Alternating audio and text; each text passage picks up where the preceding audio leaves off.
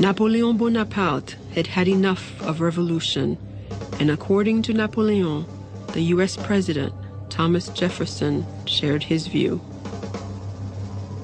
The prospect of a Black Republic is equally disturbing to the Spanish, the English, and the Americans.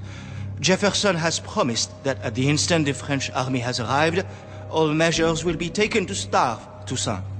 Rid us of these gilded Negroes, and we will have nothing more to wish for. Toussaint tried urgently to show Napoleon that military logic, if nothing else, proved the merit of Black ambitions. Toussaint was writing Napoleon. He wanted so much to be recognized as saving this land for France. His efforts failed. In 1802, Toussaint was stunned to see the largest French expeditionary force ever assembled entering Saint-Domingue's harbor. Its mission was simple. Napoleon wanted to turn back the clock. My decision to destroy the authority of the blacks in Saint-Domingue is not so much based on consideration of commerce and money, as on the need to block forever the march of the blacks in the world.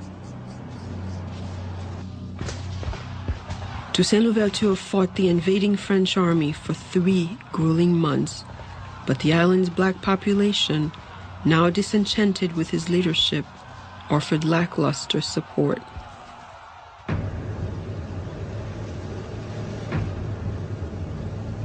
On May 6, 1802, Toussaint Louverture surrendered. At first, he was allowed to retire from the army with full honors. But a month later, he was called to a meeting with the French commander. If I wanted to count all the services that I have rendered to the French government, I will need several volumes, and still I wouldn't finish it all. Arrêtez-le. Toussaint was arrested on charges of conspiracy. He wrote some stuff that's very eloquent of saying, I rather suspect that it's because of my color that you're treating me like a common criminal, although I prefer not to believe this. And to compensate me for all the services, they arrested me arbitrarily in Saint-Domingue. They choked me and dragged me like a criminal without any decorum or concern for my rank. Is that the recompense due my work? Normally, a mutinous French officer would have been brought before a military tribunal, so he comports himself as if he's going to have a military trial. Toussaint's sons had been educated in France. They had even met Napoleon. Hoping again that Napoleon would understand his thinking, Toussaint peacefully boarded a ship for France. Saint-Domingue remained mostly calm in Toussaint's wake. Jean-Jacques Dessalines and the other black officers continued cooperating with French General Victor Leclerc. But then, news arrived from the nearby colony of Guadeloupe. Napoleon had reinstated slavery. Leclerc reported that he had Dessalines in his pocket and controlled him and had mastered his spirit. Well, he was extremely wrong about that.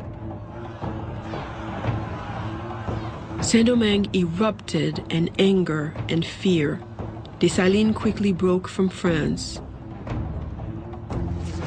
One more time, the former slaves of Saint-Domingue took to the field against European armies.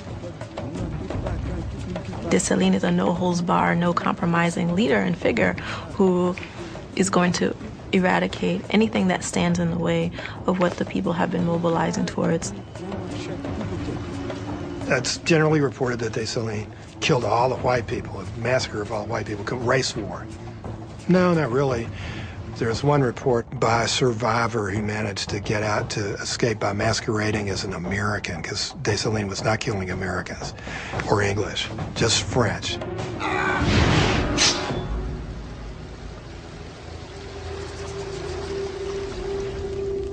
One fleeing white, Pierre Chazot, paused on a mountaintop to observe the devastation. No less than 10 square leagues of country burning like volcanoes. The rapidity of the conflagration was such as to make the beholder believe that large and thick trains of gunpowder had previously been laid down.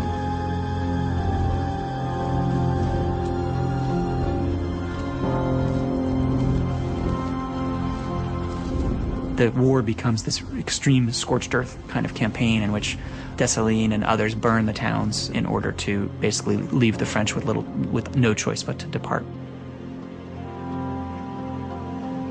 Dessalines' scorched earth tactics worked. In 1803, the French army was finally driven out. 50,000 French soldiers had died. And Saint-Domingue, Haiti, became the world's first Black Republic. This is a powerful story. It wasn't just an anti-colonial revolution, but it was also an anti-slavery revolution in that it said your economy and your privilege, which is based on forced labor, cannot stand, it will not stand. It's a message that translates through time. Independence is the strongest feeling of human being. I think we all, in some ways, have inherited something from this revolution, because it's really the first place that people insisted absolutely that human rights were for all people. It's something that everybody should know about it, to know exactly what our species, not black people, but our species can realize. But Toussaint Louverture never lived to see victory. By the time Haiti attained the goal he fought so hard to achieve, the imprisoned revolutionary had died in a freezing cell in the mountains of France. "And overthrowing me," Louverture wrote as he left for France, "you have only cut down the trunk of the liberty tree of the blacks in Saint-Domingue.